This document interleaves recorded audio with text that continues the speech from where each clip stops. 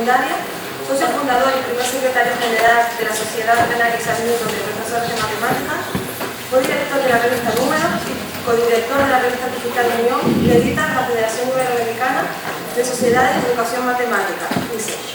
Ganador de 4 premios Diner de los Ríos y 3 de la educación inventiva. Ha publicado trabajos dedicados a la divulgación de las matemáticas y a la educación matemática. Muy bien, muchas gracias. Pues buenos días solares a todos y buenas tardes civiles a todos y a todas. Ya les explicaré después lo que quiero decir con esto, ¿no?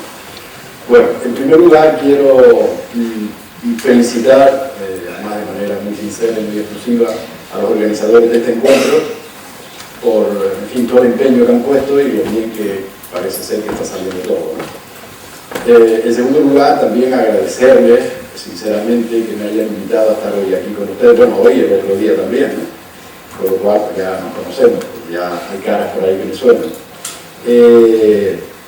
Bueno, porque me hayan invitado a estar con ustedes este ratito para transmitirles algunas ideas en torno a un tema que yo he trabajado y que por tanto, puesto que probablemente muchos de ustedes se dedicarán a la enseñanza, a la educación, pues en fin, es conveniente ir llenando ese disco duro que cada uno tenemos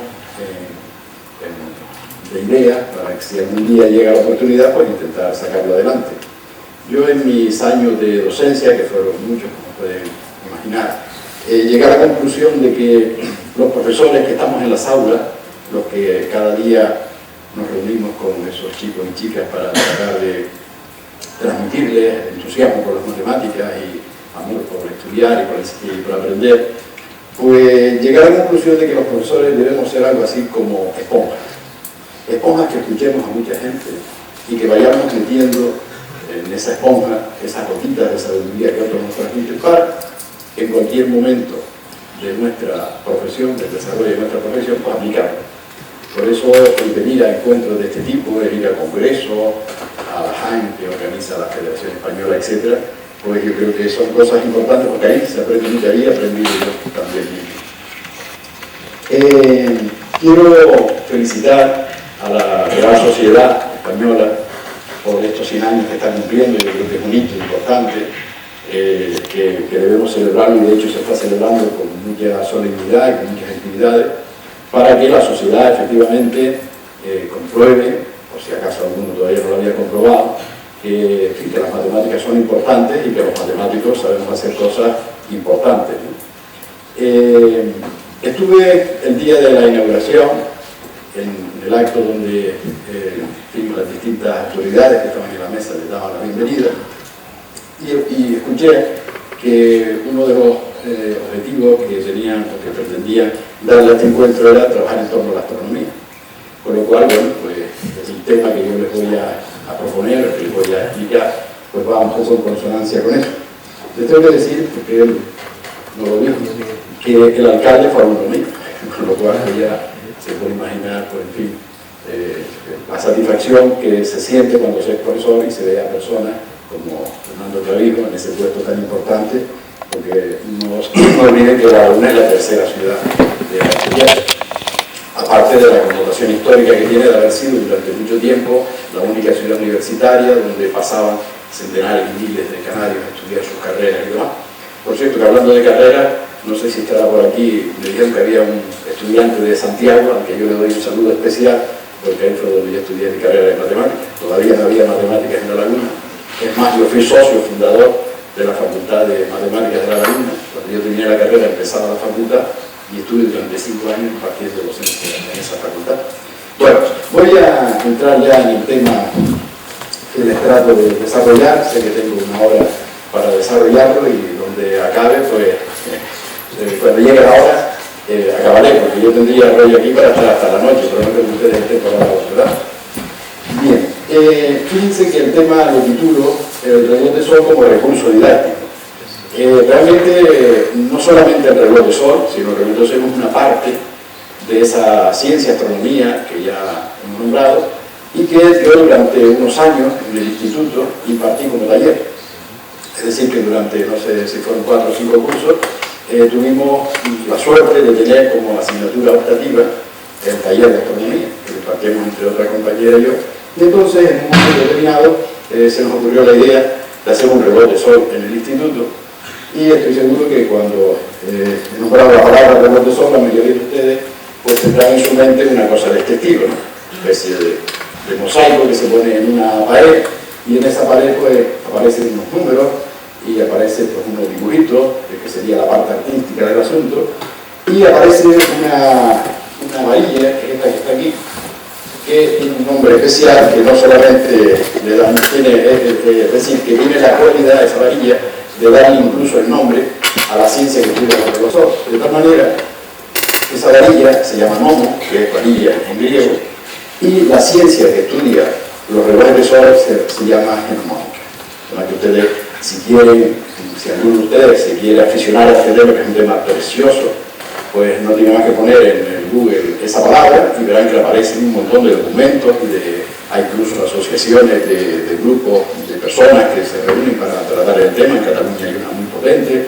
En fin, que es un tema bonito y que desde el punto de vista no solamente ya del recurso didáctico que les nombraba antes, sino también como estudio personal, como tema bonito en el que introducirse, pues aconsejable. Esta imagen que ustedes ven ahí debe ser de las primeras imágenes que se hicieron de ese lugar, porque son de fuera, obviamente, probablemente no lo reconozcan, pero los de aquí seguro que sí, porque esa es una plaza que está en Santa Cruz, que ha sufrido, lógicamente, las modificaciones del tiempo, porque la foto ven que es de 1860, y les tengo que decir que de todo lo que está aquí, este edificio y este monumento y esta cruz que se acaba de reponer es lo único que queda de esa época. Todo lo demás ha sido, lógicamente, tirado y vuelto a construir. Ahí en el fondo hay un edificio, no sé si tiene 10 o 12 pisos, una especie de frontón enorme, que es del Banco de Santander, pero en fin. El poner esa imagen ahí está motivada porque, fíjense en este rinconcito que está aquí, que lo voy a ampliar hasta la foto lo permite, ahí había un reloj de sol. Un reloj de sol que estaba comprando en una plaza de mucho atrás. Resulta que esta es otra imagen que corresponde a la ciudad de Santa Cruz de La Palma, donde ustedes ven cómo efectivamente ahí aparece otro reloj de sol. Esta fotografía que conseguimos por las vestimentas de las personas, pues debe ser de los años 50 del siglo pasado aproximadamente, donde el reloj de sol estaba ahí colocadito, que lo tienen más cercano, pero resulta que ese encuentro se entregó a la población civil, ya no está sacralizado, sino que pertenece al cabildo. Se hizo una remodelación y al hacer remodelación el reloj de sol desapareció. De tal manera que lo único que queda son los ganchos donde estaba. Lo hemos buscado por todos lados. Todos los rincones del convento han sido recorridos de arriba abajo, todos, y no ha aparecido. Lo cual nos hace sospechar, incluso a las personas que son de allí de Santa Cruz de La Palma, si no les llega, que en uno de los camiones de escombros el reloj se fue. Entonces lo que estamos haciendo en este momento, gracias a esa fotografía que ustedes acaban de ver y otra que hemos conseguido, estamos haciendo una reproducción del reloj. Es un reloj de 1 metro cuadrado, es muy bonito. Además la Play tiene una ventaja que yo les explicaré después, la ventaja que lo que supone, y es que está perfectamente orientada en este-oeste, con lo cual el reloj de sol va a quedar perfecto desde el punto de vista de las medidas. Bien, por lo que ustedes acaban de ver, los relojes de sol, por tanto, eran un elemento del mobiliario urbano que fue muy corriente y muy popular durante muchísimos siglos, porque claro, la gente ¿dónde miraba? La gente del pueblo, ¿dónde miraba?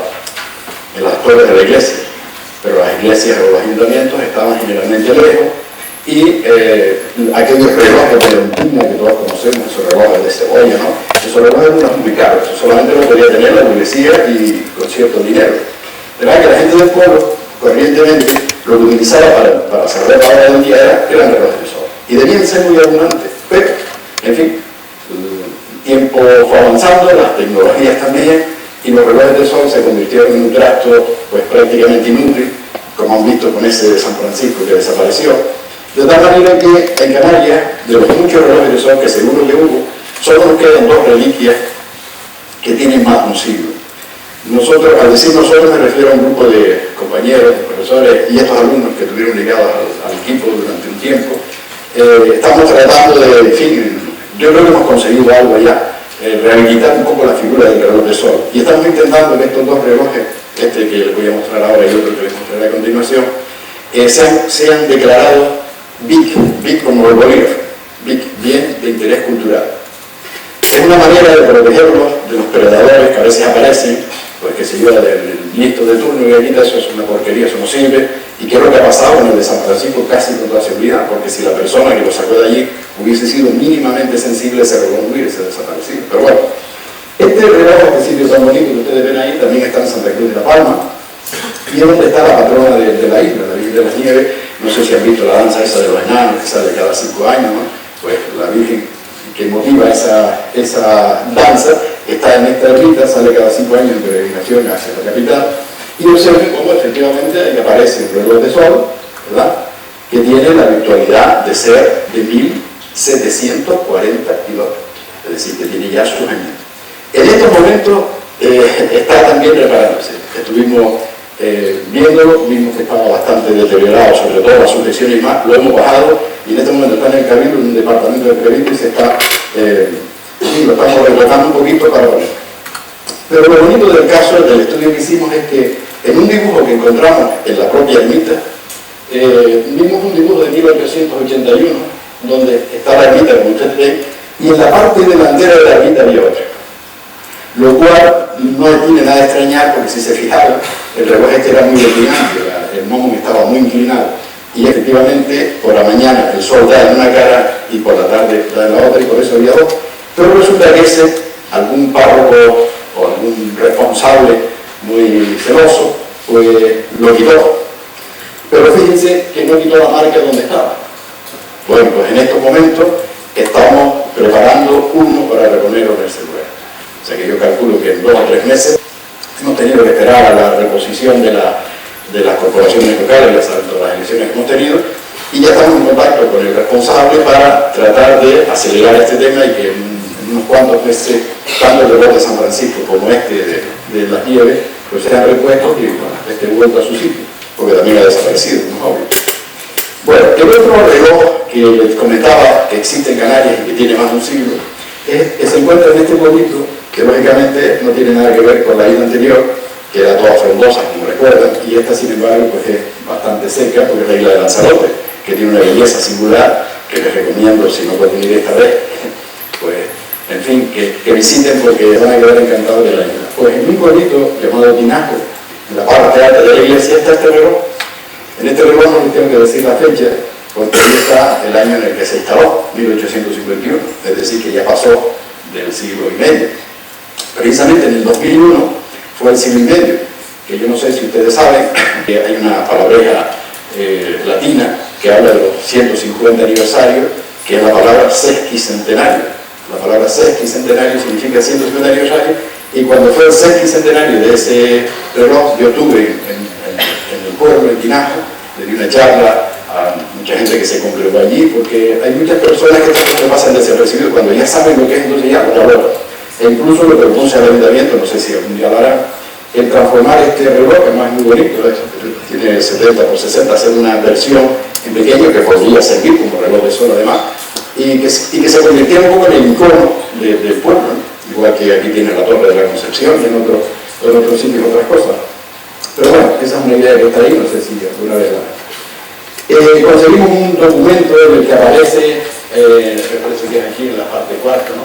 Pero ahí, para el reloj, una cantidad de dinero, 26 reales para el reloj de sol. Bien, y este reloj de sol está también en Lanzarote, y es un reloj de sol, como ven, muy bonito, que fue construido por un alemán el año en el que Felipe González y Henry Ford se reunieron en Lanzarote. Tuvimos una reunión de esas de alto gobierno, para cuando España acababa de ingresar en la Comunidad Europea, y estas cosas se valoraban mucho. Ven que la placa está en latín, por eso pone Filipo y Helmuto, en fin, bueno, lo digo porque... Bueno, pues ese personaje, ese alemán, en una plaza muy bonita además, pequeñita pero muy bonita, pues puso este reloj. Y plantaron 2 laureles de Icontia para adornar la plaza, claro. Lo que no previó además probablemente es que los árboles iban a crecer y que las ramas de árbol han tapado el propio reloj, en el que se ha quedado prácticamente inútil. Claro, yo le he comunicado una vez a alguna autoridad, pues, por lo menos que poden alguna rama, porque cortar los árboles en Lanzarote, eso debe ser visto castigado duramente, ¿no? Pero en fin, por lo menos botar algunas ramas para que el pobre reloj pueda funcionar como tal. Bueno, les cuento estas curiosidades porque, bueno. Voy a cambiar un poco el tercio. Todos ustedes seguro han oído hablar de Isaac Asimov, y de Isaac Asimov, que eso que está ahí es el primer laboratorio de la humanidad. Es una frase hecha, como es obvio, porque no hay ninguna posibilidad de lograrlo, pero lo que sí es cierto es que ese planiferio que está ahí, que está comprado en el Museo de la Ciencia del Cosmos, pues ese hombre primitivo que no tenía ningún conocimiento, ninguna idea, ni de ciencia ni de nada, pues cuando por las noches se acostaba, pues miraba eso que estaba ahí arriba, y que era un cielo seguramente más luminoso y más limpio que el que hoy tenemos, pero sí era prácticamente el mismo que nosotros vemos, ¿no? Que él veía ahí unos puntos que, en fin, unos estaban quietos, otros se movían, y eso seguramente pues, le llevó a hacer algún tipo de conjetura ya de tipo científico, ¿no? Por tanto, el decir que eso es el primer laboratorio de la humanidad, pues tiene su sentido, ¿no? Voy a aprovechar, no sé si me dijeron antes que habían estado observaciones anoche, pero por si no lo tuvieron o no se lo hicieron reparar, voy a aprovechar para decirles de una constelación que es muy bonita, que ustedes en la península tienen poca posibilidad de verla porque está muy baja, está hacia el Ecuador, y entonces de la península, por ejemplo, de la zona norte, seguro que a lo mejor se ve alguna estrella, pero casi seguro que no la ven, y es muy bonita, y se ve esta noche, si el cielo está despejado, espero que sí. Tienen que mirar un poquito hacia unos 30 grados más o menos hacia el sur, y la van a ver porque no hay ninguna dificultad. Es la constelación de Escorpio. La constelación de Escorpio, que sabe que está ligada a Orión por una leyenda que no les voy a contar para no salirme del tema. Lo que sí aprovecho es para decirles este tipo de cosas, lo bonita es la astronomía como asignatura para impartir, porque es muy interdisciplinar, y yo, claro, todas estas leyendas las contaba allí además con calma, para que, en fin, sirvieran, digamos, como atractivo también de la asignatura. Bueno, pues entonces ustedes esta noche lo que tienen que hacer es tratar de localizar estas tres estrellas que están aquí. Son tres estrellas que están prácticamente alineadas, nosotros las vemos alineadas, aunque parezca que no, pero sí, las vemos prácticamente alineadas. Tengan en cuenta que esta de abajo es un poco tímida, y si la miran directamente no la ven. O sea, tienen que mirar esta, tienen que mirar al centro para verlas las tres. Si miran esta, se les perderá. O sea, que miren esta de aquí. Entonces, una vez que tengan localizadas estas tres estrellas, ya es muy fácil ver el Escorpio, porque miren, a la mano izquierda van a encontrarse una estrella muy brillante, que es la estrella Antares. Yo no sé si saben que Ares es el nombre griego de Marte, es el dios de la guerra, el dios de la espada, de la violencia, Ares en griego. Y esta estrella es rojiza, igual que Marte.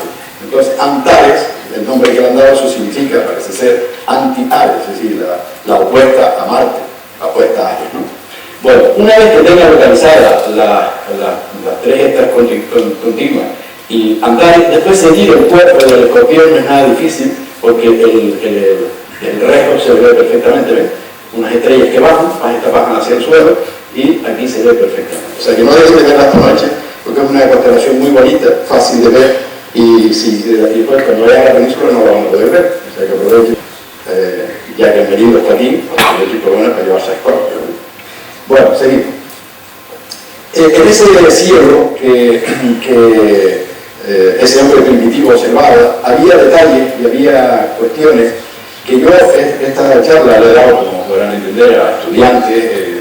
Tenemos una exposición de relojes de sol de Canarias que normalmente va acompañada de talleres a estudiantes que vienen a verla, y esta es una charla que yo le he dado muchas veces a estudiantes pues, de primaria, de secundaria, y esto que les voy a contar, muchos se quedan asombrados, algunos vienen a decirme al final que les ha impactado porque no se habían dado cuenta.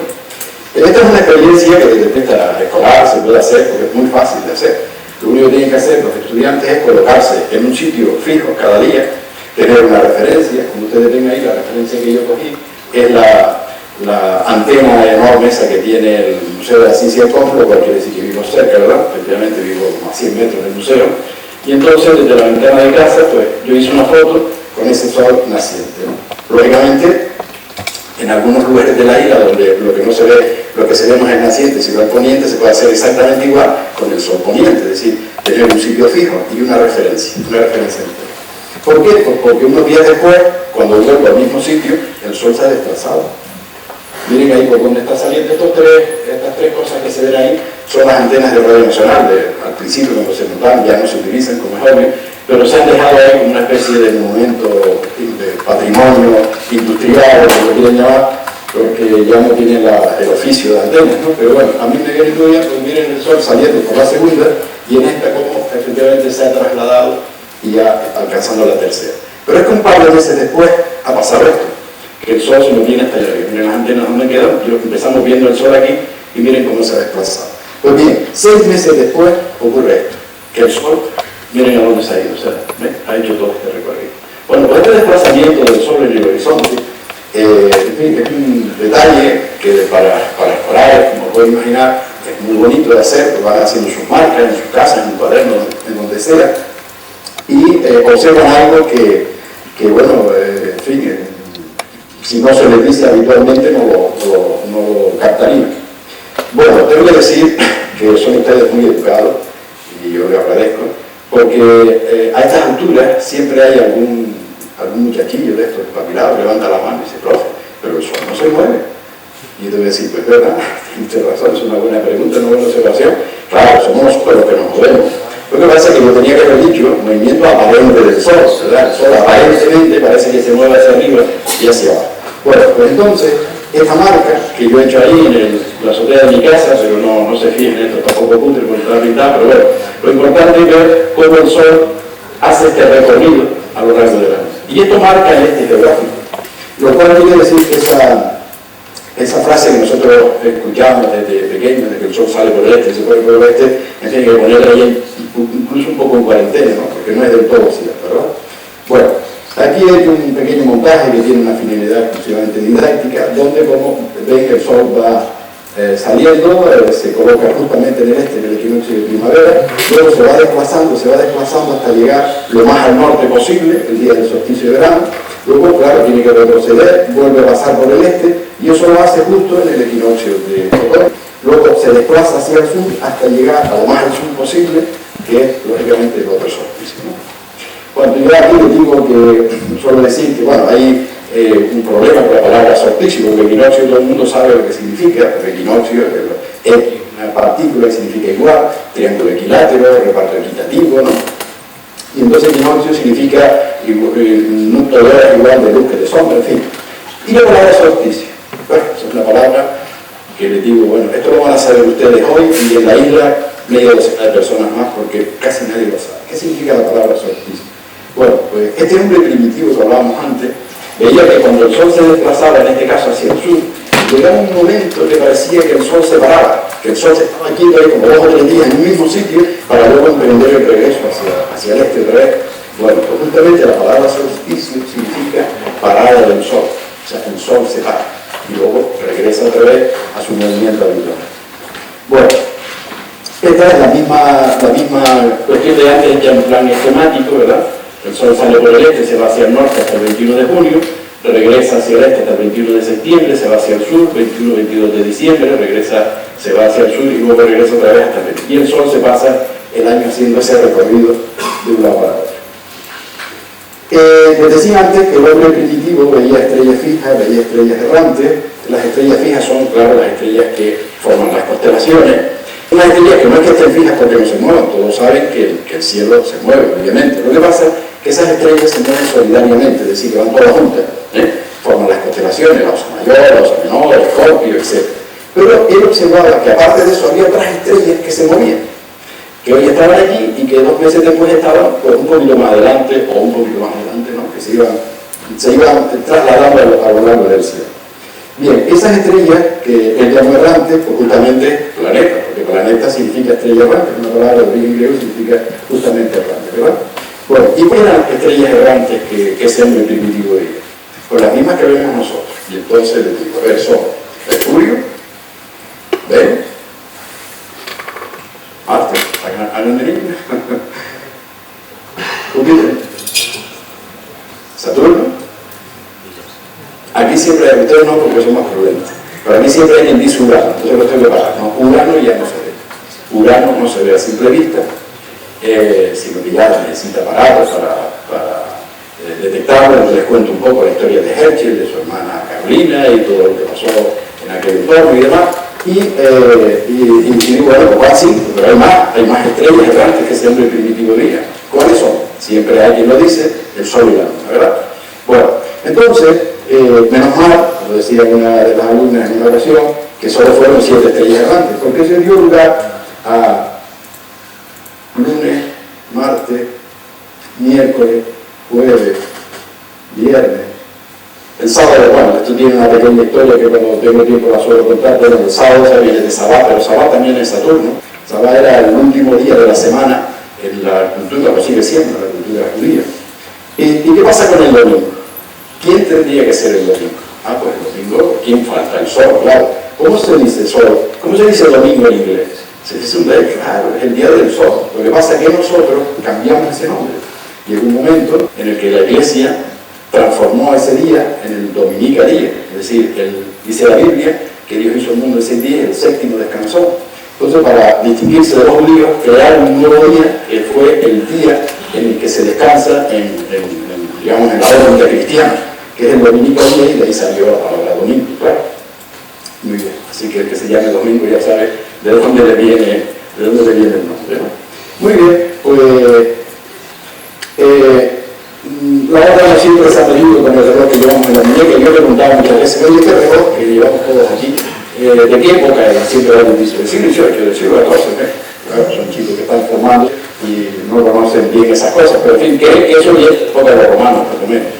Sin embargo, ese reloj fue creado, fue diseñado en la Primera Guerra Mundial, por lo tanto todavía no tiene el siglo, le falta poco para cumplirlo. Al parecer, ustedes saben que esa fue una guerra muy cruel, una guerra en la que los ejércitos avanzaban en trincheras, con los que hemos visto, bueno, lo que hemos visto en la película, claro, cómo iba, en fin, los ejércitos con la artillería machacaban el terreno sobre el que se iba a caminar después de la infantería, y entonces los ejércitos tenían que estar muy sincronizados. Y a un oficial inglés parece que se le ocurrió la idea de tenerlo ahora aquí, no en aquellos relojes que había que llevar en los bolsillos, en fin. Pues claro, en definitiva, que fue una idea que hizo fortuna y salió el reloj de crucero. Ya saben que muchas veces muchos inventos de estos salen de las guerras, desgraciadamente. Pero bueno, el caso es que ese hombre nómada, ese hombre primitivo que existía al principio, pues tenía que pedir la hora de otra manera. Entonces, un pequeño paréntesis que voy a hacer, voy a intentar pasarlo rápido para que no entretenga mucho. Es un tema muy bonito desde el punto de vista didáctico, que es el siguiente. El hombre pasó de nómada a sedentario, en un momento determinado, todos conocemos la historia, no voy a pararme en ello. El caso es que cuando ya se hace sedentario, entonces sí necesita controlar el tiempo. Ya no puede ir, es decir, si se me acaba el agua me voy a otro sitio, si se me acaba la comida o la cacería me voy a otro, no. Entonces él tiene que organizarse y empezar a abastecerse con una serie de alimentos. Entonces yo les cuento siempre que si yo planto un grano de trigo en el mes de mayo, ese grano de trigo sale, se pone verde, precioso. Si le queda alguna gotita, como está cayendo aquí ahora durante el verano, pues se pone más bonito todavía. Pero claro, cuando ya tiene los granos para ser cogidos, viene una helada y adiós trigo. Hasta que el hombre se dé cuenta que el trigo realmente habría que plantarlo en febrero para que le dé tiempo de salir, de germinar, de dar su fruto y de recogerlo antes de que llegue el invierno, ¿verdad? Y entonces empiezan a crearse los calendarios. Una cabra no se puede montar para que el cabrito nazca en el mes de junio, porque si o se muere el cabrito o la cabra no la puede alimentar, no hay hierba. Los cabritos hay que sacarlos hacia el mes de octubre, el mes de noviembre, que es cuando ya ha llovido, ya hay hierba, ya se puede alimentar, ¿verdad? Bueno, pues entonces eso hace que aparezcan los llamados calendarios. Hay una colección de dibujos que son estos que les muestro ahí, que ustedes pueden buscar en Google, que fue donde yo lo saqué, que se llama Las muy ricas horas del duque de Berry. Con que pongan duque de Berry ya tienen bastante y les sale. Porque aquí hay un trabajo muy bonito que se puede hacer desde el punto de vista didáctico. Si ustedes les dicen a los estudiantes que traten de ver en estos dibujos qué cosas que se ven ahí se hacen todavía. Porque lógicamente los calendarios se hacían en función casi siempre de las faenas del campo. Y entonces observen, por ejemplo, el mes de julio, que es cuando se está haciendo la recogida de ese trigo que se plantó en febrero, o invierno, como la gente se tiene que refugiar de esos fríos. Miren este, por ejemplo, de toda la época de septiembre, de la vendimia, son cosas que prácticamente se hacen igual, ¿no? Y este cuadro, este es de 1400 y pico, ¿no? La época de la siembra en el mes de marzo, ¿no? Por lo tanto, como ven, hay una cantidad importante de recursos y de cosas relacionadas con todo esto que son muy bonitas y más con los medios que hay hoy para hacerlo, ¿no? Bueno, la primera que se tomó como referencia para intentar hacer calendario, por lo menos algunas culturas lo intentaron, fue la luna, porque claro, la luna tiene unos movimientos tan regulares y tan evidentes de los cuartos crecientes, luna llena, cuartos menguantes, etc., que luego toda la medida de la menstruación o de los embarazos de las personas, de los animales, como se miden por luna, que quedaron impactados con esa luna y se hicieron calendarios lunares, pero claro, pronto se vio que la luna no era un buen elemento para hacerlo, porque la luna tarda en hacer su recorrido, pues 29 días, 12 horas, etc., ¿no? Por lo tanto, la luna, en fin, hubo que dejarla de lado porque realmente quien marca los cambios, tanto de los pasos de los días como del clima, es el Sol. Y uno de los que se dieron, tengo aquí un pequeño paréntesis acerca de que la luna no se abandonó del todo como elemento de calendario, y de hecho nosotros, aunque no lo sepamos mucho, estamos regidos para unas cosas muy importantes, ya verán la importancia que tiene, sobre todo aquí en Canarias, estamos regidos por la luna, o sea que la luna no se abandonó de todo como elemento de calendario, ¿no? Incluso hay todos los países, muchos países de mayoría musulmana, tienen a la luna como un icono dentro de sus banderas, ¿no?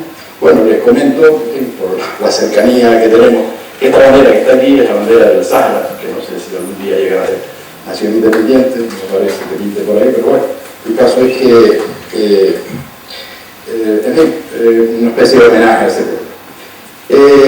Por lo tanto, la luna, como veis, sigue siendo importante en el mundo musulmán, pero en el mundo católico también, porque en este concilio, que se celebró nada menos que en el 325, es un concilio en el que la Iglesia intentaba hacer sus marcas con respecto a los judíos, ¿no? Ya saben que, en fin, ahí ha habido una especie de tensiones, que no voy a entrar en ellas ni mucho menos, ustedes conocen. En ese concilio se tomó una decisión importante, que era marcar el momento de la Pascua cristiana. Yo no sé si son católicos, pero si lo son, sabrán que de todas las fiestas que hay en el calendario cristiano, la más importante de todas es la Pascua de Resurrección. Es más, la Pascua de Resurrección es la que sirve de pivote para lo demás. Todo lo de Pentecostés, la Cuaresma, todo eso, pivota en torno a ese día. Y ese día fue fijado aquí, en este concilio. Lo que voy a ponerles va a parecerles una especie de trabalengua, pero verán que no lo es tanto y que les marca algo que para nosotros es importante, sobre todo para el mundo católico y para el mundo pagano también, porque verán después. Y es que el domingo de Pascua, es decir, la Pascua de Resurrección, dice ahí que es el primer domingo. Un primer domingo posterior a algo. ¿Posterior a qué? Pues posterior a la primera luna llena. Ahí está la luna. Es decir, primer domingo posterior a la primera luna llena, posterior, es decir, que no cualquier luna llena de las que hay a lo largo del año, que hay muchas. Bueno, pues primer domingo posterior a la primera luna llena, posterior al equinoccio de primavera. Así que ustedes se sitúan en el día 21 de marzo y la primera luna llena que haya al siguiente domingo, ese es el domingo de resurrección. Esto ha hecho que esté en vigor todavía hoy el decreto más antiguo que tenemos entre nosotros, y es el que el emperador Constantino decretó diciendo que la Pascua de Resurrección variará entre el 22 de marzo y el 25 de abril. Y ahora viene la temporada, porque claro, hay una fiesta que en Canarias son muy importantes, en Tenerife, como ustedes saben, de relevancia especial, que son los carnavales. Pues bien, los carnavales, que son, es decir, el martes de carnaval es 47 días antes del domingo de Pascua, pues se celebra entre el 3 de febrero y el 9 de marzo. Todos los años, cuando empieza el curso, lo primero que se suele preguntar, yo siempre digo a los estudiantes, pero la verdad es que los profesores también lo preguntamos, oye, ¿y este año cuándo caen los carnavales? Ese dato es importante para en fin, sobre todo al final del curso, no es lo mismo que sea el 3 o el 4 de febrero que el 9 de marzo, que ya el curso se quedaría prácticamente terminado. Bueno, me refiero a... Muy bien, bueno, el sol como divinidad es algo que todos ustedes conocen, no voy a entrar tampoco mucho en esto. Egipto es un país curioso, yo estuve en Egipto y a mí me parecía que era un país que solo tiene una dimensión. Nosotros aquí tenemos largo y ancho, pero no tiene largo, ¿no? Se mueve a lo largo del río, es una curiosidad de ese país, porque en cuanto ustedes se salen del río se encuentran con un desierto, pero un desierto húmedo, un desierto, no hay unas plantitas, no, roca seca. Hace todo un país bellísimo, con una cultura milenaria digna de ver, que yo les aconsejo que pongan en la lista de sitios a los que ir. No se olviden de poner Egipto porque merece la pena visitarlos. Bueno, pues estos egipcios, como ustedes saben, adoptaron un año de 365 días y 4. Y eso estuvo motivado porque, como ustedes saben, el Egipto sufría aquellas inundaciones, bueno, ahora sufre gracias a la presa esa que tiene, pero aquellas inundaciones de las aguas que venían del centro de África y que todos los años inundaban el país, hasta que se dieron cuenta que poco antes de la salida, cuando el sirio salía poco antes de la salida del sol, unos días después se producía la inundación, y entonces esto hizo que aquellos sacerdotes que debían tener tiempo para hacer este tipo de cosas, pues observaron que efectivamente eso se producía cada 365 días y 4. Y marcaron el año egipcio. Bueno, aquí tengo un pequeño, dentro de lo que es la astronomía de posición, ¿no? Este Orión, que como saben se distingue también por 3 estrellas seguidas, que son estas 3, que no hay confusión con las de Escorpio, porque saben que Orión y Escorpio están aislados diametralmente dentro del cielo, ¿no? Porque según la leyenda, el Escorpio está persiguiendo permanentemente a Orión, ¿no? Bueno, o sea que no hay posibilidad de confusión. El caso es que estas 3 estrellas son las que marcan la localización de Orión, que es lo que está ahí, que por cierto, recuerdo una alumna que dijo cuando vio la forma de Orión, que si el nombre se lo hubiese puesto hoy, se lo hubiese puesto cafetera italiana, ¿no? Porque es lo que parece. Ya saben que los nombres muchas veces pues, no responden a lo que son. Pero bueno, en este caso está clarísimo la cafetera italiana. Bueno, pues una vez que ustedes tienen localizado Orión, si siguen esta línea que marca el cinturón de Orión, se encuentran con una estrella muy brillante, que es la estrella más brillante del cielo después de Orión, que es Sirio, ¿no? Esa estrella que sirvió para detectar el calendario. Bueno, esto está en la constelación de Can Mayor, y ya está, aquí arriba es la de Can Menor, que es la estrella más brillante. Ya saben que las estrellas más brillantes de una constelación reciben el nombre de alfa, ¿no? Que sería la alfa Can Menor y esta sería la alfa Can Mayor. Bueno, ese calendario se lo llevó don Julio César, que fue un dictador que gobernó Roma, y entre los muchos desastres que había en aquel imperio, en aquel momento, bueno, el imperio no era todavía, pero era el tema de los calendarios. Las ciudades se regían cada una por sus fechas y sus fiestas, y él impuso, se trajo, bueno, en este caso, pues dio a entender lo que hacen los gobernantes que quieren realmente gobernar con cabeza. Se asesoró con científicos y le aconsejaron que se trajese el calendario egipcio, que era el que más, el mejor de aquella época. Él se lo trajo y fue cuando se creó pues, todo esto de los días bisietos y toda esta expresión. Pero claro, el calendario no lo marca don Julio César con mucho poder y con muy dictador que sea, quien lo sigue marcando es el sol. Y resulta que entre el sol, entre el calendario, digamos, de don Julio y el calendario de quien lo marca, que es el sol, hay una pequeña diferencia. Una pequeña diferencia que es de 0,007, no sé cuánto. Ay, que chiquitita, eso no importa, ¿verdad? No importa en un año o en 2 o en 5. Pero cuando ya habían pasado 1500 años, la cosa ya era grave. Porque, fíjense ustedes, si a un papa llega un científico y le dice, oye, mire, que la fecha del equinoccio de primavera, que tan importante es para nosotros, no se está produciendo el día 21 de marzo, porque hay un desfase de 10 días con relación, ¿qué me dice? Bueno, total, que este papa parece que el hombre fue bastante, acogió la idea, se la decía gente que a él le merecía en confianza, formó una comisión, y esa comisión estuvo presidida durante un tiempo bastante largo por este señor. Y usted dirá, bueno, y este señor, don Cristóforo Claudio, bueno, por tanto gusto, pero ojo, porque si fuésemos agradecidos, deberíamos tener un retrato de este señor en todos los departamentos de matemáticas, porque él fue quien consiguió que las matemáticas figuraran en los planes de estudio de los jesuitas. Él era jesuita. Fue tal el éxito que tuvo la presencia de las matemáticas en los planes de estudio, que luego se generalizó y la mantuvo todo el mundo.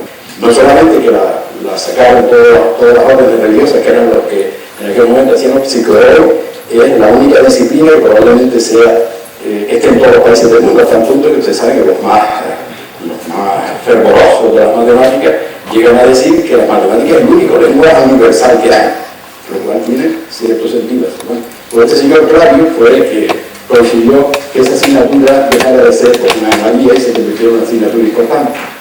Bueno, ahí tienen ya el resultado de esta comisión transmitiéndole al Papa que tenía que hacer ese cambio, le está señalando la zona de cáncer, que era donde tenía que hacerlo, y aparece un detalle muy bonito que mucha gente desconoce, no estos chicos, sobre todo los chicos más jóvenes, y es que hay 10 días del año, o sea, 10 días de toda la historia nuestra, que son desde el 5 hasta el 14 de octubre de 1582, que esos días no existían.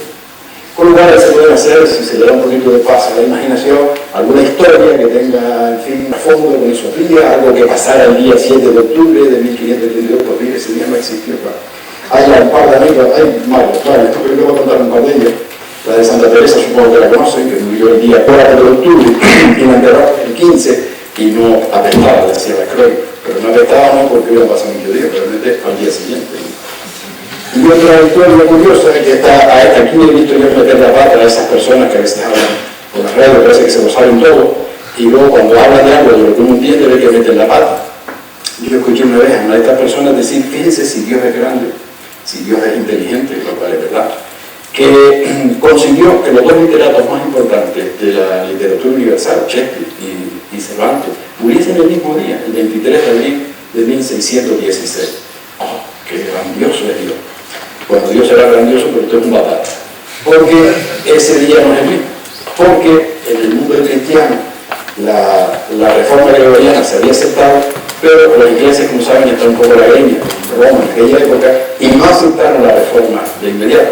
Con lo cual, aunque el día es el mismo, el 23 de abril, no era exactamente el mismo día. Había de fase, o sea, Shakespeare habría muerto el 3 de mayo, 10 días después. Bueno, la reforma gregoriana, como digo, no fue aceptada en la misma época. Este es un trabajo muy bonito de que se puede hacer a través de internet, cuando los distintos países fueron aceptando, por ejemplo, la Revolución de Octubre de Rusia, una vez que se hizo el cambio de calendario, se celebraba en noviembre, que esa era una de las curiosidades que tenía esa revolución. Bueno, Grecia en 1924, Turquía en 1927, o sea que, claro, un bonito trabajo, curiosidad de trabajo de cuántos días tuvieron que quitar, porque ya habían pasado mucho más de 1500, ¿no? En 1927. Entonces, con el tema de los calendarios y con la ayuda de internet, como digo, hay cosas tan interesantes como esta. Observen que este es un periódico árabe que pone 4 de mayo de 2010, pero después pone aquí la fecha de 1431, porque como saben, los árabes están en ese año. Este otro, que no necesito decir de dónde es, pues pone 4 de mayo de 2010 y 20 de Iyar de 5700, que es el año en el que ellos están de su guerra. O sea que, como ven, es un tema que se presta a trabajar. ¿Qué es un reloj? Pues si se preguntara a seca, sin anestesia, ¿qué es un reloj? Pues diría todo el mundo que es un aparato que sirve para medir el tiempo. Porque lo que pasa es que sirve para medir el tiempo transcurrido en un intervalo, ¿no? Ese sería el reloj. Lógicamente, los relojes más antiguos que se conocen, porque en fin, el sol tenía esa regularidad que yo les nombraba al principio, pues serían los relojes de sol que necesitan días soleados, lógicamente, los días que no están soleados, los días no trabajan. Hay una variación de la sombra según el día y la latitud del lugar. Este es un dato muy importante, como verán enseguida. Y luego, los relojes solares tienen la virtualidad que cada meridiano pues tiene el mediodía solar coincide. Por eso les hablaba al principio del mediodía solar y mediodía civil. Bien, este reloj que ustedes ven ahí, estos dos relojes, están conservados. Otro sitio también que hay que poner en la lista, si es que no han ido, que seguramente alguno habrá ido ya, es Berlín. Berlín es una ciudad preciosa, tiene un museo egipcio con una cantidad importante de esa cultura. Y entre estos relojes que son de la tumba de Tutmosis III. Bueno, con estos relojes les cuento brevemente una anécdota que me pasó, y es que nosotros escribimos al museo, a los 10 días tenemos una respuesta del museo con artículos en alemán, pero bueno, los tradujimos y demás de cómo se manejaba el reloj eléctrico. Yo había ayudado en un momento determinado a una persona entrañable, a don Manuel Ibáñez, a hacer una exposición de relojes no mecánicos. Esta es una persona curiosa que hace cualquier modelo de reloj que ustedes le den, no mecánico, es capaz de hacerlo. Incluso ha hecho el de Alfonso X, de vela de Alfonso X, de los árabes, que solamente está descrito, porque usted sabe que los árabes no solían dibujar. Él está descrito y con esa descripción. Bueno, pues entonces yo le ayudé en esa exposición, que además fue en Sevilla, unos días muy calurosos, yo sudaba madre, pero bueno. El caso es que unos meses después estaba en Salamanca dando una charla y de repente en medio de la charla voy a aparecer con un paquetito bajo el brazo. Y ese paquetito era, esto te lo voy a mostrar, que es una cosa realmente impresionante. Vamos a ver si...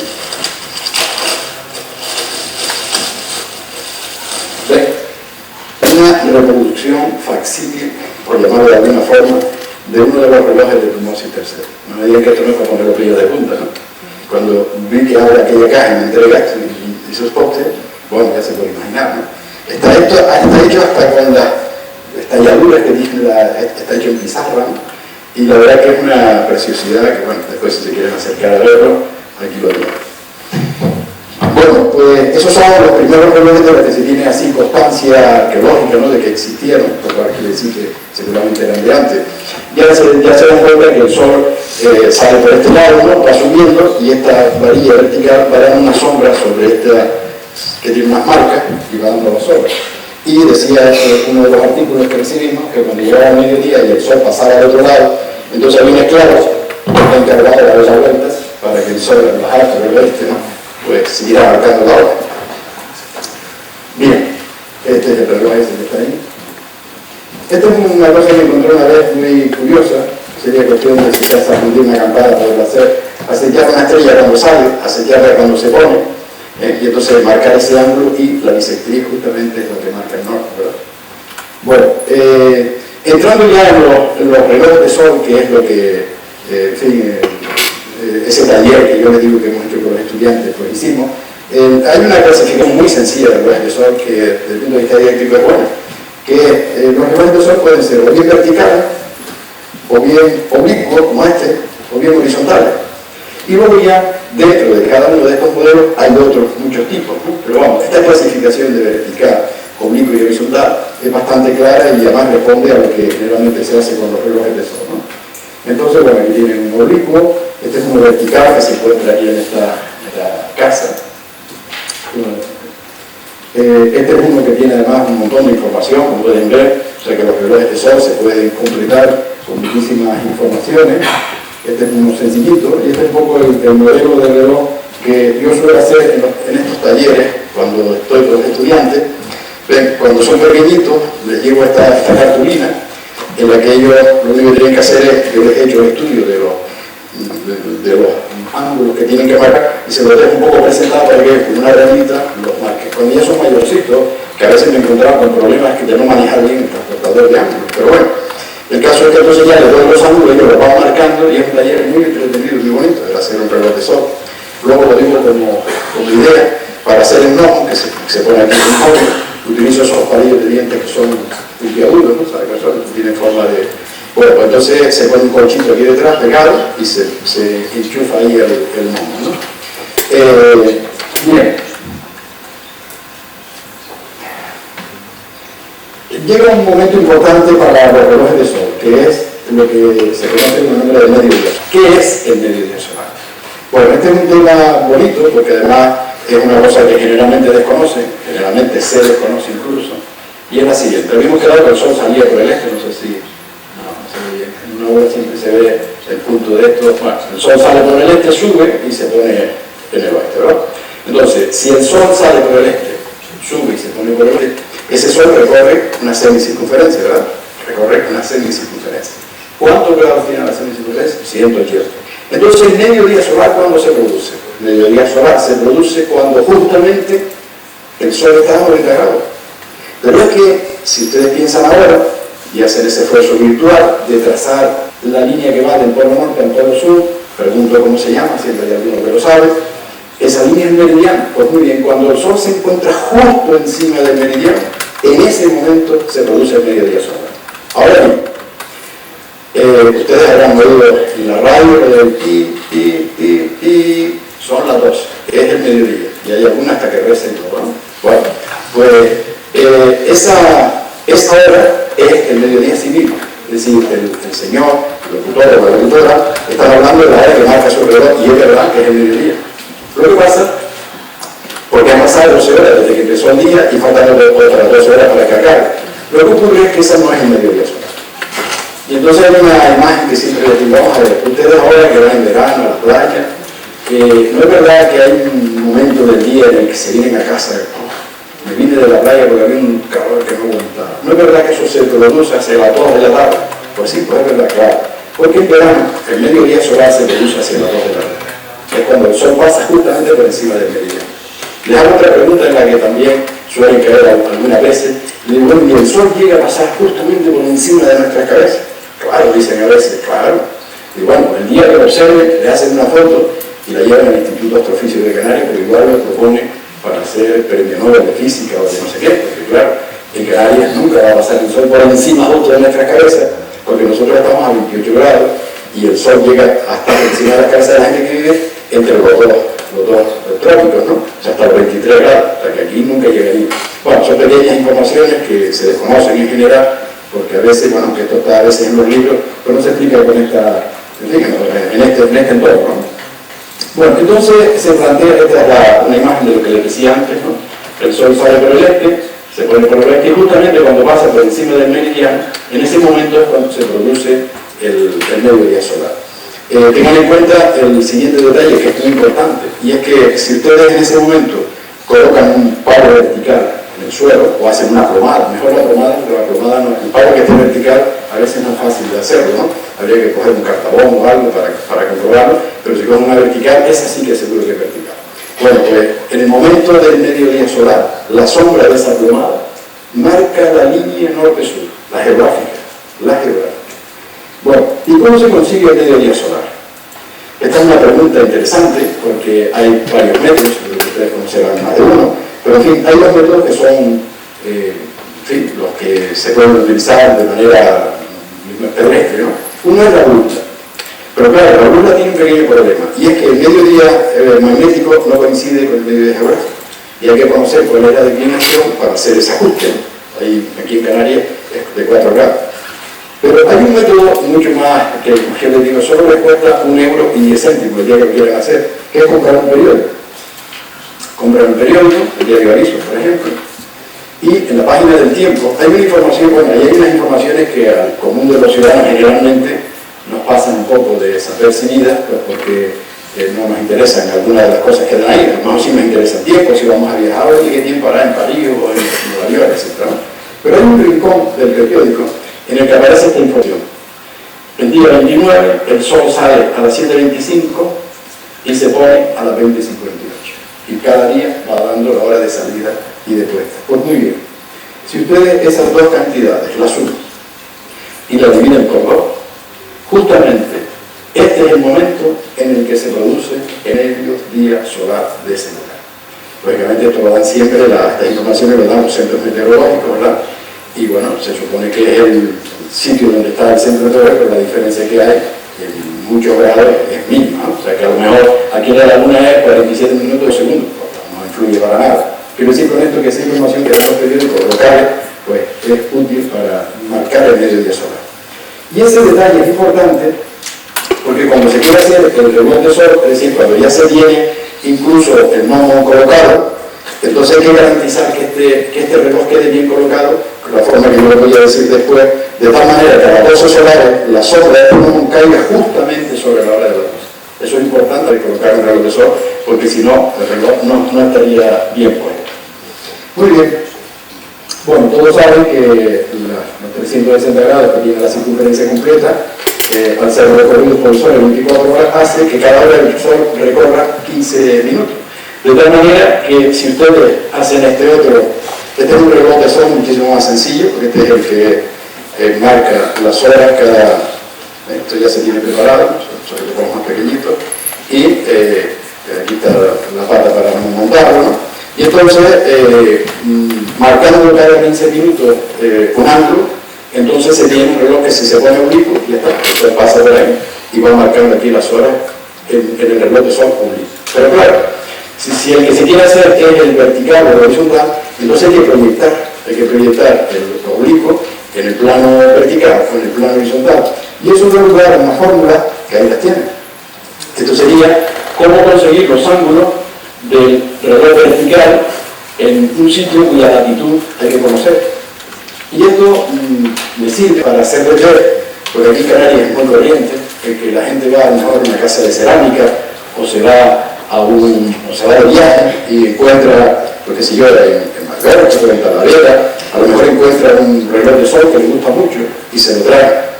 Y luego lo pone en su casa, después van a ver una cosa curiosa. Y ven cómo ha quedado este gnomo. ¿Ven el gnomo?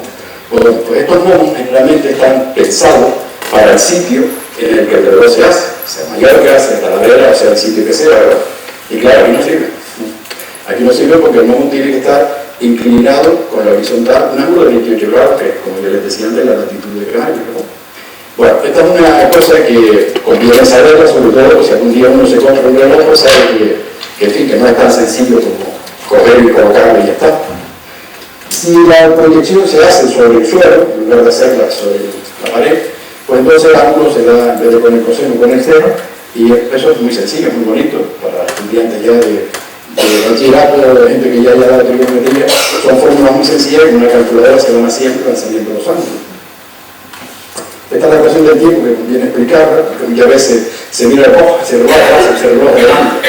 Ya saben que hay una diferencia ahí entre el recorrido del sol, el real, y el medio que nos hemos fijado de los hombres. Pero en fin, bueno, esta es otra historia muy bonita también para estudiarla. Y luego ya contiene la explotación didáctica. Pues aquí tienen un taller que hicimos con ese grupo de estudiantes que ellos mismos iban explicando a sus compañeros, incluso a profesores que estaban ahí, cómo hacer ese reloj de sol. Estas son curiosidades que les voy a contar. Este es el que se conoce como reloj cañón, que tiene la siguiente virtualidad. Ven que es una enorme lupa, esto que se ve aquí arriba, si esto funcionara. No funciona ya. Esto es una lupa, que el sol cuando pasa justamente por el mediodía solar, la luz de la lupa se condensa toda en la mecha del cañón lanza su... Alguien dice, bueno, esto no lo he visto nunca escrito, una cosa que, quiero decir, lo había escrito, pero como una especie de leyenda urbana, según la cual la toma de la Bastilla la marcó en un reloj de ese tipo que había en París. ¿Será verdad? No lo sé, nunca lo he visto contrastado. Lo que sí les puedo decir que es verdad es que nosotros en el instituto hicimos un reloj de ese estilo, solo que en lugar de cañón con un volador. Vean, aquí se ve la mecha del volador. Entonces pusimos una lupa, pusimos la luz para orientar bien el reloj, y a las 12 solares la luz de la lupa se concentró por aquí, encendió la mecha y el volador explotó. O sea que, como ven, es ingenioso y es curioso hacerlo, ¿no? Bueno, este es un trabajo también interesante para esos niveles, este cuadro de los embajadores que seguramente habrán visto, porque aquí hay relojes de sol. Porque una de las cosas que hicimos, o que hemos hecho, es una exposición de relojes de sol de Canarias, que lo hacemos itinerar por muchos sitios, centros culturales, centros educativos, y generalmente pues va siempre acompañada de talleres que hacemos con los estudiantes que la visitan, ¿verdad? Entonces, buscamos la manera, o sea, hicimos unos carteles entre los cuales pusimos uno que era la pintura y el reloj de sol. Y resulta que solo encontramos 3 cuadros en donde hay relojes de sol pintados. Uno es este, otro es este otro que es de Hobbit, el Hobbit, donde aparece este personaje con un reloj de sol en la mano. Y el otro puede mirar mucho y vinimos a encontrar uno en un pintor canario precisamente, un pintor surrealista de la época de Dalí, estos pintores surrealistas, que se llama Oscar Domínguez, que nació aquí en La Laguna, en la calle Herradores, nació precisamente, y si ustedes tienen cuadros en museos importantes, si lo buscan en el Google, verán que tiene un pintor de cierto renombre.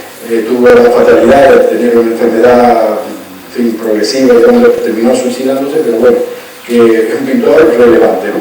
Bueno, pues en un par de cuadros tiene este reloj de sol, hay otro cuadro en el que se ve un poco mejor, que un compañero del equipo, Luis Ramírez, pasó a madera, y aquí lo dicen, es un reloj de sol surrealista como era él, porque esto no es reloj de sol ni es nada, no me viene la pinta del reloj de sol, pero fíjense, no sé dónde está aquí arriba, esto no aquí abajo, pero bueno, el caso es que es, como digo, dentro de la pintura, los 3 únicos cuadros que hemos encontrado donde había relojes de sol, ¿no? Bueno, este es un reloj de sol que se puede hacer con un tubito, este gran tubo de jugo que sabía, no sé si seguirán fabricándose. Este es el llamado reloj de sol de Pastor. Este reloj supongo que ustedes tienen al lado de Víctor Willy Fox, ¿no? ¿Se acuerdan del criado de Willy Fox? Que si hubo Josué, es la hora. Pues este era el reloj que él tenía. Este era el reloj. Es un reloj que se llama anular, o bien benedictino, en algunos libros le llaman benedictino, Y es muy curioso porque el sol entra por un agujerito que hay aquí, entra un ramito de sol, y entonces ahora se le entra en la parte dentro del interior del anillo. Y tiene aquí una arandela que hay que ajustarla al mes en el que se esté. Entonces, se ajusta el mes, se orienta, entra el rayo del sol, se mira y se tiene la hora, ¿no? Este era el reloj de sol que este personaje utilizaba en esos dibujos animados. ¿Me entiendes?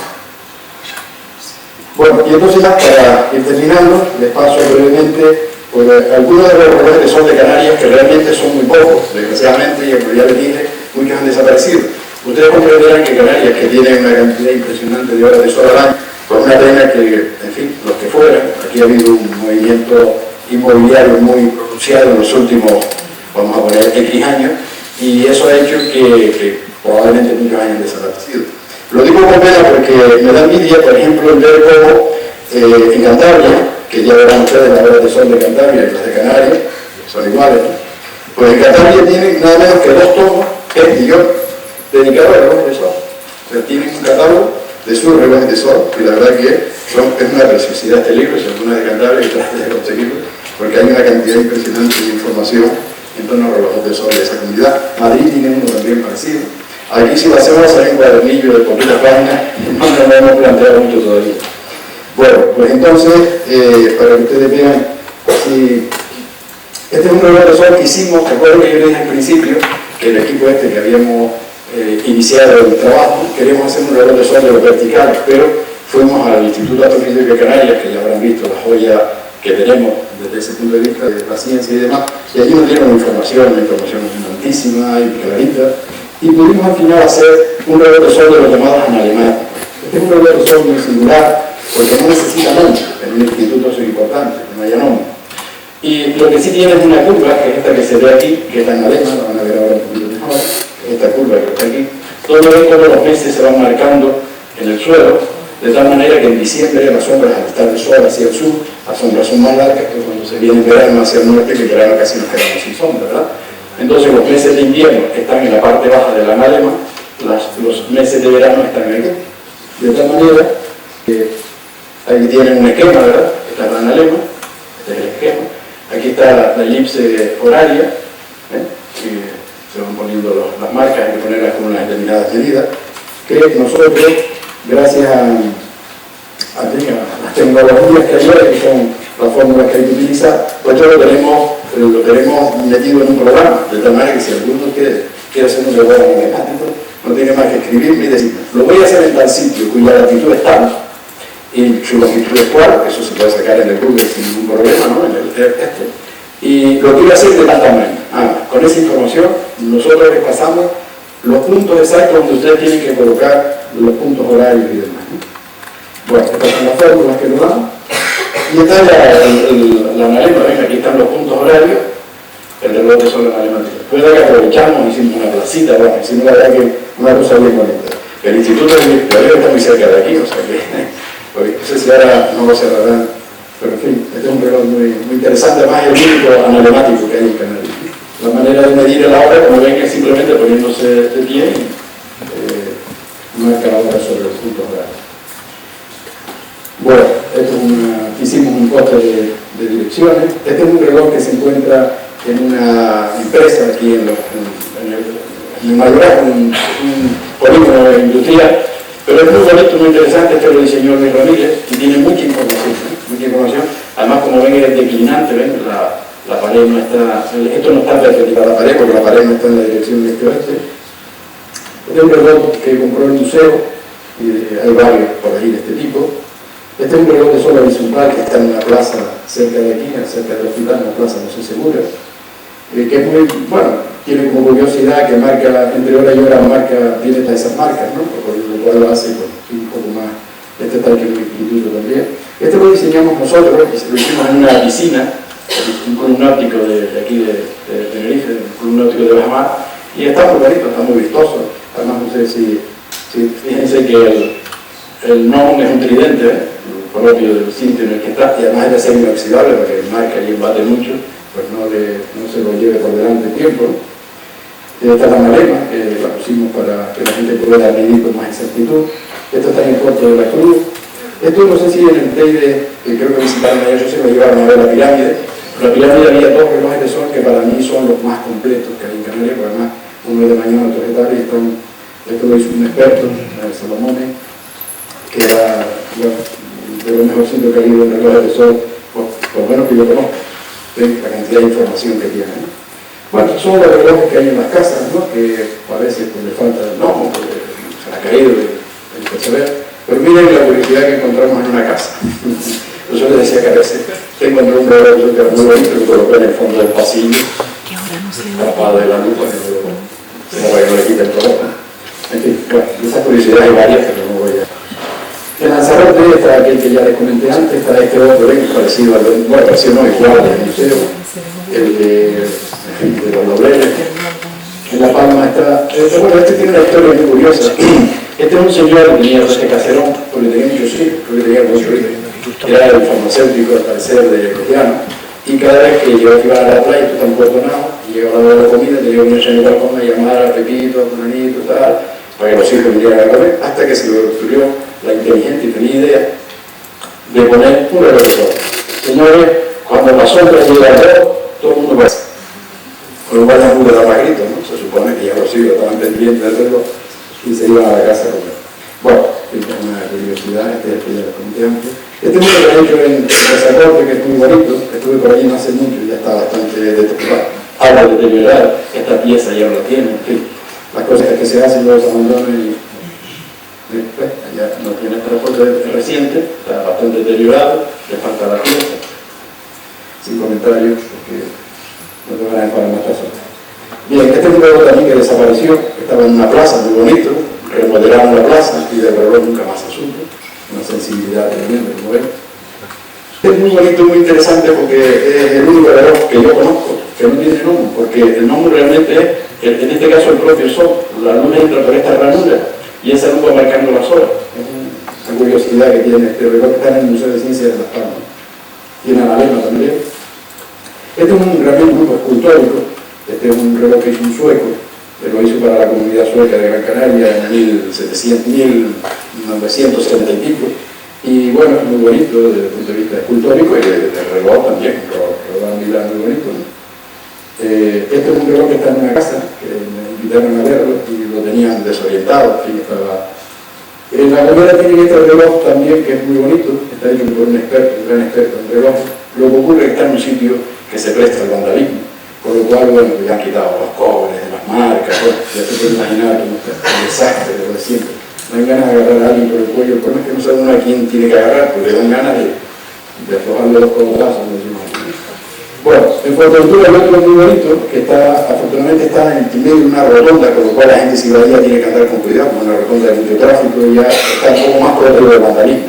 También es un grupo escultórico muy bonito, que tiene esa especie de vela hacia arriba. Y si uno lo ve de arriba parece un balandro, es un reloj muy bonito, desde el punto de vista estético. En las casas podemos encontrar. En el hierro el único vestigio del reloj que hemos encontrado por ahora es esto, que como ven está roto y no tenía marcas, no sabemos si efectivamente fue un reloj, pero bueno, seguiremos investigando. Hicimos un marcalibro con relojes de sol de Canarias, por ahí tengo algunos, no sé si creo que para todos no hay, pero bueno. Y les paso rápidamente la exposición, ven qué bonita es. Tenemos maquetas de los relojes, ¿ven? Tenemos carteles y tenemos una exposición donde hay libros y otros relojes más pequeños. Esta es la maqueta de la alemana, desde el día, que la maqueta es más bonita que el reloj, el original. Aquí se esperaron las dos que lo hicieron, las dos niñas que lo hicieron, ahí en la isla, y la verdad que hicieron una auténtica obra de arte. Esta es la exposición con sus carteles, ¿no? A los relojes así más destacados le hemos hecho un cartel y luego por aquí pues colocamos modelos, otros modelos de relojes de sol. Bueno, yo termino porque no quería irme sin que ustedes conocieran algunos libros. Bueno, este es el que le acabo de mostrar de Cantabria, ¿no? Este es el de relojes de sol de Madrid, que es otro catálogo. Lo que pasa es que está en un tomo nada más, pero también es un catálogo bastante completo y muy bien hecho. Este es un libro ya de fenomónica, que es chiquitito, pero que está muy bien. Este está hecho en Proyecto Sur, que es una editorial de Granada, y está hecho además por el abuelo, el abuelo creo de un gran profesor, Florencio Villarroel, y es un librito que quiera enterarse y trabajar con el profesor. ahí lo tienen. Bien, este otro que les muestro es esto, que esto se hizo en el año 2000, que ustedes saben, que bueno, ¿cómo no lo van a saber si ustedes nacieron ese año, no? Las jornadas estas nacieron ese año. Bueno, pues entre las muchas cosas que se hicieron, se hizo este libro, es una edición facsímil de un libro de Pedro Roeg que se hizo en 1500 y pico, una edición facsímil, tiene hasta los agujeritos de la termita, los tiene hechos y todo. ¿No? Lo que pasa es que este libro ha sido reproducido por una editorial de esta barata, o sea que si alguien lo quiere conseguir, lo puede conseguir. Es este que está aquí. Es el mismo libro, en esta versión, que es muy barata y se puede conseguir por tanto. Este es un libro de Susaeta, saben que esa es una editorial que no es cara y es muy práctico. Este libro está bastante bien, pero sobre todo para iniciarse en el tema. Este también está bastante bien, además que habla ya de los relojes que son declinantes, es decir, que no están en la dirección este-oeste exactamente, y está bastante bien. Pero, la Biblia de los relojes son estos. O sea que si alguien quiere penetrar en este tema, búsquese este libro y compre. Porque aquí está todo lo que hay que saber de relojes de sol. Todos los modelos, todos los cálculos, todos los tipos, cómo se hacen los distintos tipos, lo tienen en este reloj de sol. Está hecho por un especialista, Rafael Soler, fue el que hizo aquel que les enseñé antes de San Sebastián de la Gomera, ¿verdad? Y es un libro que además se acaba de reeditar, está en la segunda edición. Un librito, bueno, míralo aquí. Por el grosor puede costar algunas perrillas, se pueden hacer de acuerdo de tres, o para algún instituto, o para algún centro. Y está, como ven, muy bien, además ya las fotos son en colores, la verdad que es una preciosidad de libro, y da mucho leerlo, aunque uno no sea aficionado a los relojes de sol, se aprende mucho con este libro. Muy bien, pues con esto termino mi parte expositiva. Les agradezco que se hayan estado bien, la verdad que no me han interrumpido, siempre cuando hago esto con los estudiantes más jóvenes, siempre hay alguno que levanta la mano para decir alguna cosilla, generalmente educada. Así que nada, les deseo, en fin, final feliz de jornada. Y antes de acabar del todo, yo había dicho a la comisión, a ver dónde está alguien de la comisión, no puede venir, había dicho que pensaba, en fin, hacer un sorteo entre ustedes, ya que tuvieron la paciencia el otro día de estar conmigo en la guía matemática, voy a sortear 2 guías matemáticas. Les dije que preparara la lista y con una calculadora, con la tecla random, vamos a ver quiénes son los agraciados, que además si quieren, hasta se lo puedo dedicar y todo. Vamos a ver. Bueno, ahora lo diré. Hombre, sencillamente. ¿De qué número va? Entonces digo aquí para que haga de testigo, no van a pensar que es la trampa. No, la mano inocente la pongo en la calculadora. Yo voy aquí, y ahora, cuando yo apriete aquí, van a salir números aleatorios. No son las teclas random, ¿no? 121, es decir, el pacto que hacemos es los dos primeros números que salgan inferiores al 121, esos son, ¿de acuerdo? ¿No? Bueno, vamos al primero. 753, oye. 332, 642, 774, se está haciendo lograr. Se está haciendo lograr. Esta random no es de 700. 120, el penúltimo. Bueno, pero vamos a primero los números, puede decirnos quiénes son. El 120 es uno. 120 y el... Vamos a ver. Ahí. Está haciendo rueda. El 101. El 101 y 102.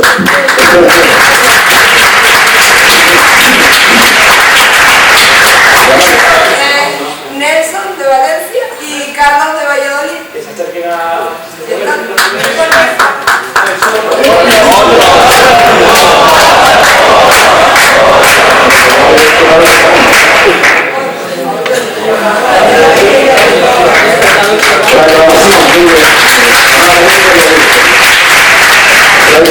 ¿Seguimos?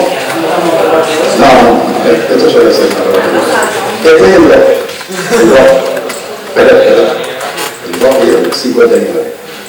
2. José María de Alicante. El 2. José María Caballero. Sí, sí, se la cuenta acá. El 59, Ana Luque de Málaga.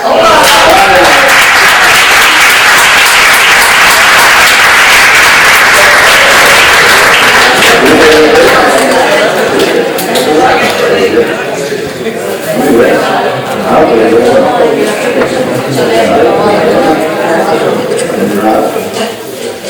Bueno, entonces ahora para...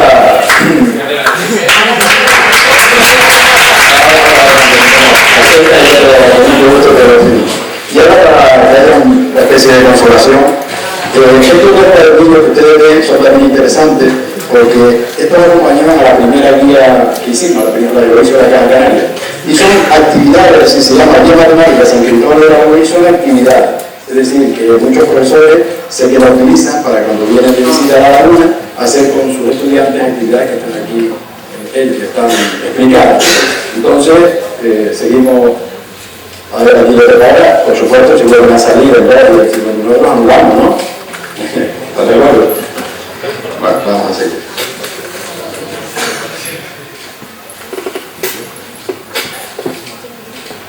El 40. Qué curioso. El 40. Oye, se hace rogar. Hay que hablar con caso de que pasen los primeros nombres. Ay, el 149 no llegaba. Sale 133, el 80. Vale, el 40 es Víctor Hernández de la Complutense. Ese Víctor. El 80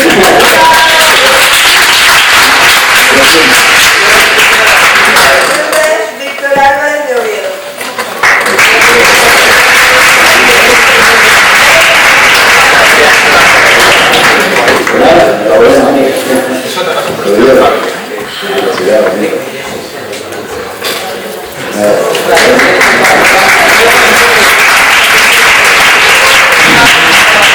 Bueno chicos, este es muy bonito, está comprado en una tienda. Este es un negocio muy bonito porque tiene luz incorporada, que es importante para orientarlos.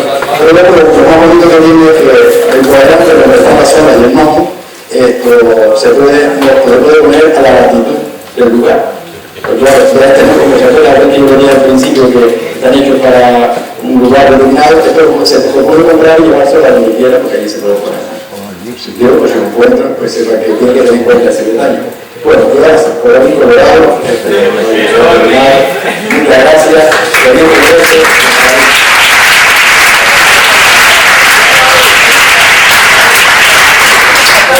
nombre de la organización queremos pedir un detalle con Luis por su participación.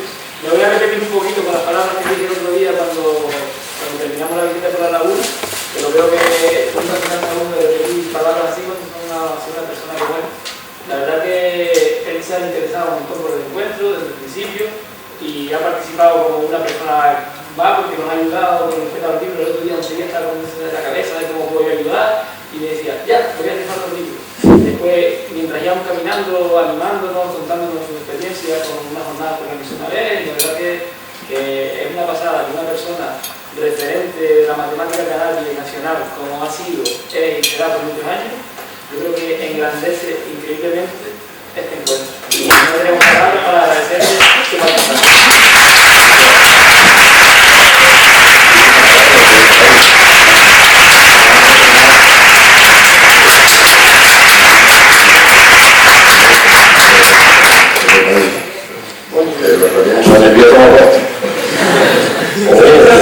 Tremendo, miren, qué preciosidad. Muy bien, muchísimas gracias.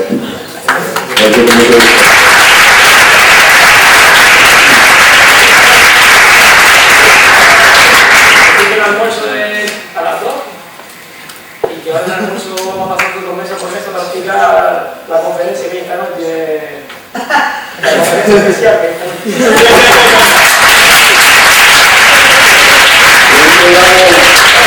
La conferencia que va a durar hasta las 5 de la mañana.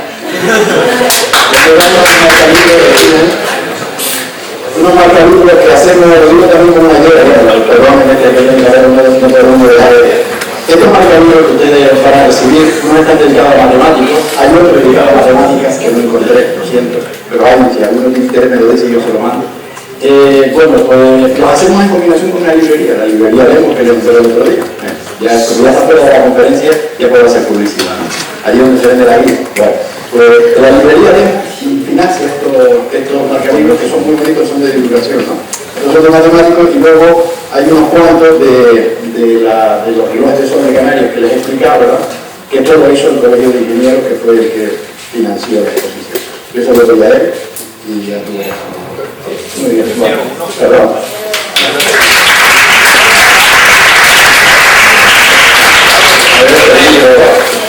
Hay un detalle que se me había pasado, el más presente que lo tenía, pero bueno, que con esto sí que acabo. Yo creo que debemos agradecer a las dos intérpretes el esmerado trabajo que han hecho.